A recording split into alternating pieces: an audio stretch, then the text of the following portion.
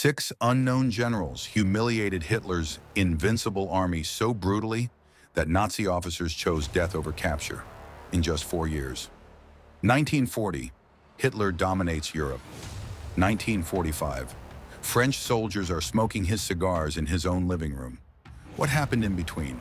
6 generals who didn't just fight, they dismantled the Nazi myth piece by piece. From desert massacres to the largest German surrender in history. Keep watching, because the 6th general is the most ruthless of them all. O'Connor, the Desert Slaughter. December 1940, North Africa, before America, before Stalingrad, before anyone believed the Axis could be stopped. Mussolini's 10th Army, 150,000 strong, occupied Egypt. They had artillery, they had tanks, they had confidence. Facing them, British General Richard O'Connor with 36,000 men and orders for a 5-day raid. O'Connor had other plans.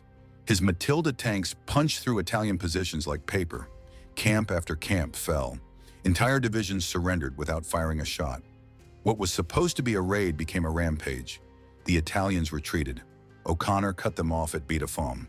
White flags sprouted across the desert like flowers after rain. The numbers tell the story. 133,000 prisoners, 22 generals, 400 tanks, 1,200 guns. British losses, under 2,000. Churchill called it the first substantial victory. For Mussolini, it was catastrophe. His North African empire collapsed in 2 months. Hitler was forced to send Rommel and the Afrika Korps to save his incompetent ally. Resources Germany desperately needed in Russia were diverted to the desert. The first crack in Axis invincibility had appeared, and it came from a general nobody had heard of, commanding an army Hitler didn't fear. That would be their mistake, again and again. Maczek, the cork in the bottle. But if the desert saw the first humiliation, Poland would deliver one Hitler could never forgive. August 1944, the Falaise pocket. Thousands of German troops trapped, desperate to escape. One road remained open, a narrow corridor through the French countryside, and standing on the ridge above it, 1,500 Polish soldiers under General Stanisław Maczek. Below them, 100,000 Germans, elite SS divisions, panzer units, Hitler's finest trying to break free. The odds were insane. The Poles didn't care. For 3 days they held that ridge. Artillery fire turned the road below into the corridor of death. German corpses piled so high they blocked vehicle movement. Ammunition ran out. The Poles fixed bayonets and fought hand-to-hand at dawn. They did not yield. Montgomery later told Maczek, "The Germans were in a bottle. You, the Poles, were the cork." For Hitler, the humiliation burned deeper than casualties. His SS supermen had been stopped by Poles, people he'd declared subhuman, people whose country he'd tried to erase from the map. The 7th Army ceased to exist. Poland, crushed in 1939, had just broken the Nazi war machine. The Black Devils, they called themselves. And they'd earned it. Rokossovsky, Stalin's revenge. While Poland held the line in the West, Russia was about to deliver the greatest humiliation yet. And it would come from a man who should have been dead, Konstantin Rokossovsky, tortured in Stalin's purges, ribs broken, teeth shattered, somehow survived. By 1944, this former prisoner commanded Soviet armies, and he had a score to settle. Army Group Center, 800,000 Germans, Hitler's proudest force, holding Belarus, untouchable, invincible. Rokossovsky defied Stalin 3 times, insisting on a double envelopment.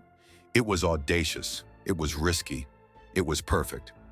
June 22, 1944, exactly 3 years after Barbarossa, the Red Army struck. 10-to-1 artillery superiority obliterated German positions. Hitler's stand fast orders turned strongholds into death traps. Entire divisions were surrounded, cut off, destroyed. The Germans tried to retreat. Too late. Rokossovsky's trap had sprung. 9 weeks, 28 of 34 divisions annihilated. 450,000 casualties. And then came the parade. 57,000 German prisoners marched through Moscow's streets, 19 generals among them. Street sweepers followed behind, symbolically washing the Nazis away. One German officer admitted, "It was the greatest defeat in our history." Stalingrad had shown Germany it could lose. Bagration proved it would, and Rokossovsky, the Gulag survivor, had delivered the humiliation personally. Hoge, the bridge too far for Hitler. The East was collapsing, now the West would fall. March 7, 1945. The Rhine, Germany's final natural barrier. Every bridge destroyed, every crossing point defended. Except one.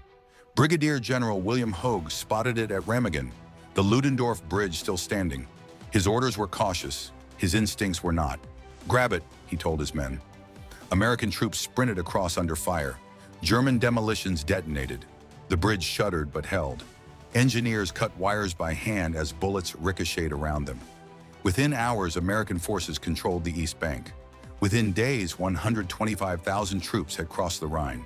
Hitler exploded. 5 German officers were executed. V-2 rockets, his wonder weapons, were fired at the bridge. All 11 missed. The Rhine had protected Germany for centuries. It had fallen in minutes. For Hitler, watching from his bunker, it wasn't just a military defeat. It was symbolic annihilation. The natural fortress of Germany had been breached by one alert American general who refused to wait for orders. The road to Berlin was open, and Germany's fate was sealed. The Ruhr, when Germany's army died. With the Rhine crossed, the final blow came swift and merciless. April 1945. Generals Hoge, Simpson, and Collins launched a double envelopment into the Ruhr, Germany's industrial heart. The trap closed at Lippstadt on Easter Sunday. Inside, 400,000 German soldiers, 26 generals. Army Group B, the last functional German formation in the West, starved, leaderless, surrounded. They surrendered in masses. 317,000 prisoners, the largest German surrender of the war. Field Marshal Walter Model, Hitler's fireman, shot himself in the woods. He had once mocked Paulus for surrendering at Stalingrad. Now he wrote, "A field marshal does not become a prisoner." His body was found days later. The Ruhr wasn't just a battle. It was the death certificate of the German army. The war machine that had conquered Europe in months was now a parade of prisoners shuffling into captivity. Germany's soldiers weren't fighting anymore. They were just trying to survive. But one final humiliation remained, and it would happen in Hitler's own home. Leclerc, the oath fulfilled.